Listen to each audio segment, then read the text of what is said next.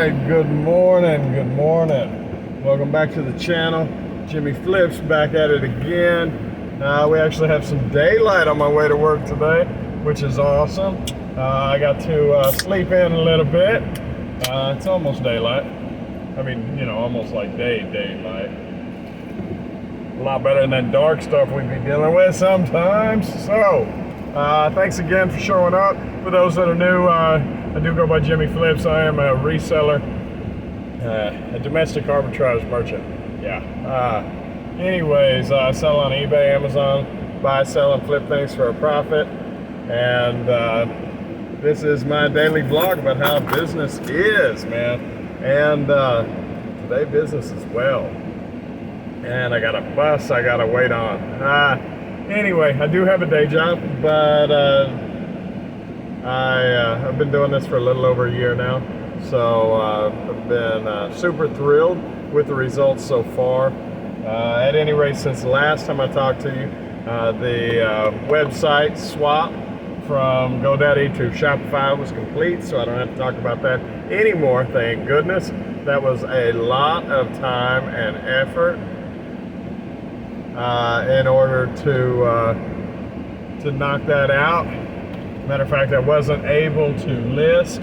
I was at originally like 512 items when I started that flop, and then even though I had multiple SKU counts, I ran out of many. I ended up at like 482 or something. I'm back now to the store has 487 active SKUs as of last night, a few hours ago. Didn't get a lot of sleep last night, about 3 hours, so that's a little bit less than normal, but not a whole lot less. I generally operate during my work days with about 4.5 hours sleep. So let's see, since the last time I had several packages, actually, several sales that happened while I was at work yesterday, and then another one chimed off about an hour before I woke up, so I had to rush to get that one in today's haul, so to speak.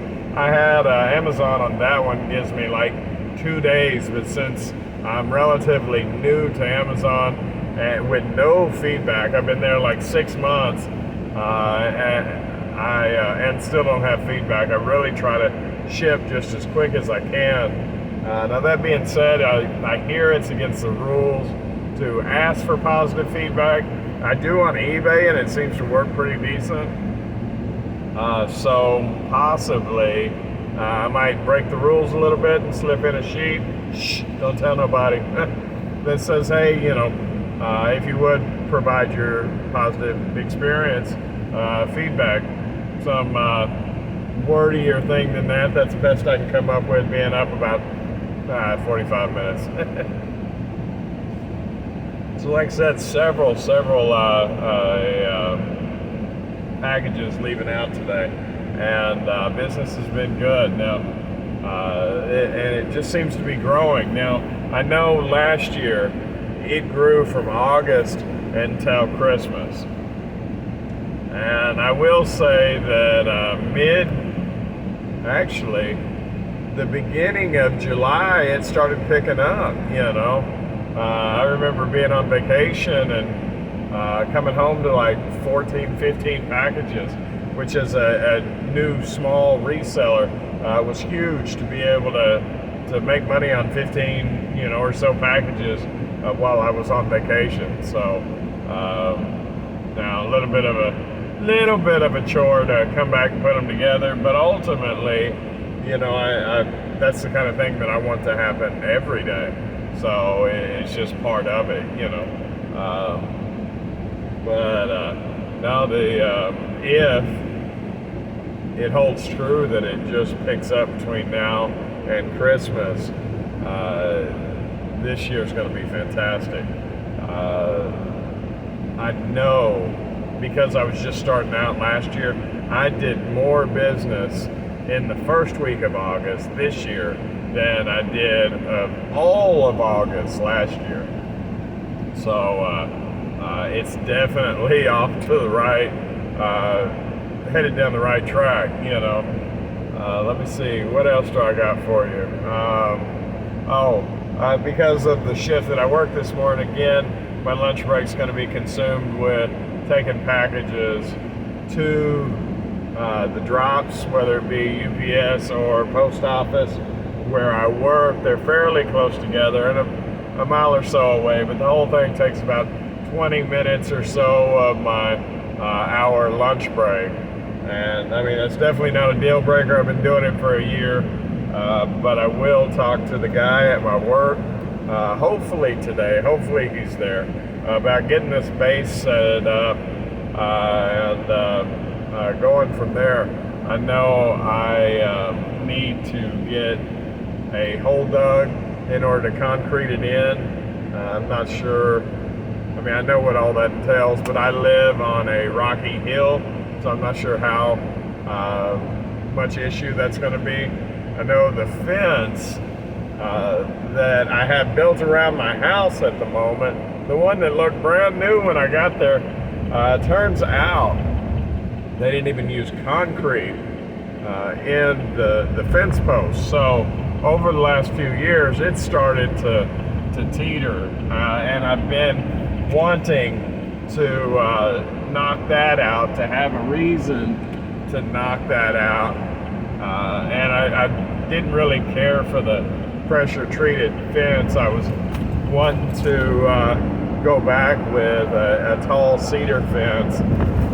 So I haven't quite messed with it, but it might just be, since I'm putting that hole in for the mailbox, it might be time to take a look at least redoing all those posts. If not, going ahead and redoing them in cedar. That way, when I actually come up with the fence, you know, they'll be sticking up now. I have a 6-foot fence now. Yeah, 6 foot roughly, I think. And I'm wanting an 8-foot plus a 2-foot border thing around the top of it with, what do you call that stuff? The trellis, I think. That might not be the right word. Anyway, that's what I'm looking for. So ultimately, like a 10-foot fence when it comes down to it. So right now it'll look a little strange with the extra posts, but I really don't care. It's a work in progress. I'm a work in progress, and I think it's all for the betterment. So it is what it is. That being said, I'll let you know how the update goes on the parcel boxes.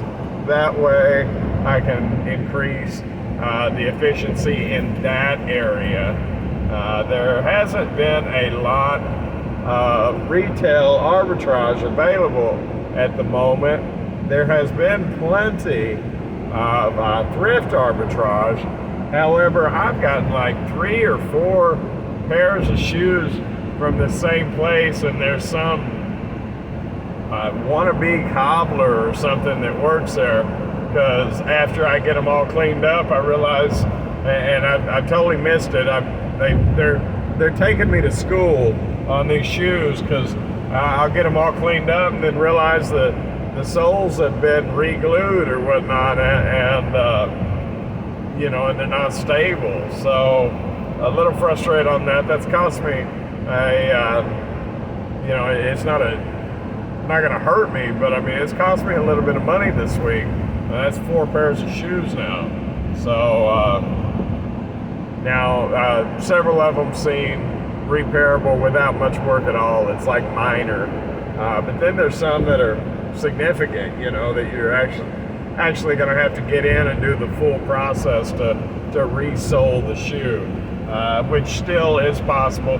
Doesn't take a lot of time, and luckily on the shoes that it's happened to, they're profitable enough to spend, you know, 30 minutes to an hour re-soling in detail that shoe.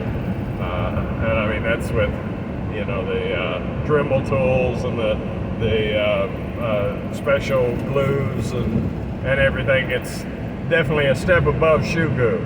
Let's just say it like that, because I haven't had much luck with shoe goo. Matter of fact, I think that's kind of what these thrift stores have been using. So in order to fix them the right way. First, I've got to undo the fix that they had. Maybe I ought to talk to them and just tell them, hey, stick them in a pile without messing with them, and I'll buy them before you fix them. That way I don't have to fix your fixes. No, but at any rate, it's funny what this business will, the trades that evolve from this business alone, it's interesting. But those shoes will be as good as new by the time I get done with them, when I have time for them. And it's one of those thrift shoes in general are a filler. I never want to do that necessarily full time because it's not 100% profitable, not like retail arbitrage can be. There's some things in here that took me, literally 2 or 3 minutes to package up, and I made 20 bucks on it. The listing took me 10 minutes. Maybe finding it took me a while, but it's not the only thing I found that day. So anyway, I don't have a lot of time in it, and the money's great. Whereas shoes take, 10 or 15 minutes to clean them most of the time, conservatively, and you still have the listing, but it's a single item. It's not like I got 20 of the same thing. And then, the return on investment is generally very good. But the return on time, it sometimes feels like I'm trading investment and labor for return. So I'm giving myself an hourly rate, which sure beats nothing. But they are something that you can, stick in a toad in the corner of a room and make a mountain until you have time to mess with those kind of things. I know there's some resellers that don't hardly clean them at all, if any, and they post them up in all their dirty glory, and they sell. Now, they're not making near as much money off of each one as I do, but they're not having to spend the time either. So there's a trade-off there of, just kind of charging a finder's fee, and you get what's photographed, and people are into that. There's a market of people that are looking for, on the edge of cheap shoes without, used shoes without having to go to the thrift store and find them themselves. So, maybe that's something to look at if they ever pile up and get to be too much. Either way, guys, I appreciate y'all's time. Y'all have a wonderful day. All right, bye.